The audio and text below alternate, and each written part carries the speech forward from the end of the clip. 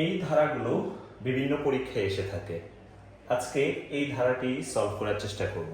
4-8C যখনই এরকম কোনো প্রশ্ন আসে তখন আমাদেরকে একটু তাদের মধ্যে পার্থক্যটা বের করে দিতে হয়। যেমন 4 এবং 8-এর মধ্যে পার্থক্যটা কত? 4। এবং 8 এবং সি এর হেক্সাডেসিমেল ভ্যালু হলো, সি এর ডেসিমেল ভ্যালু হলো 12। তাহলে 8 এবং 12-এর মধ্যে পার্থক্য 4। তাহলে এদের মধ্যে পার্থক্য হলো কত কত? 4। বলছে অনুক্রমটির পরের মান কত? তাহলে সি এর সাথে আমরা যদি 4 যোগ করি, সি এর সাথে যদি আমরা 4 যোগ করি তাহলে যে মানটা পাবো সেটাই।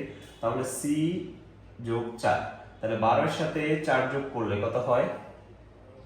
16, তাই না? 16।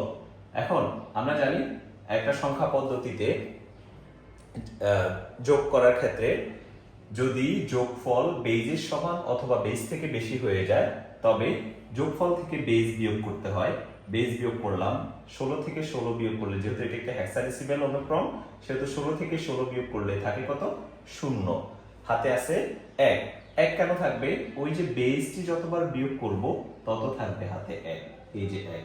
তাহলে অনুক্রমটির পরের মান হলো 10।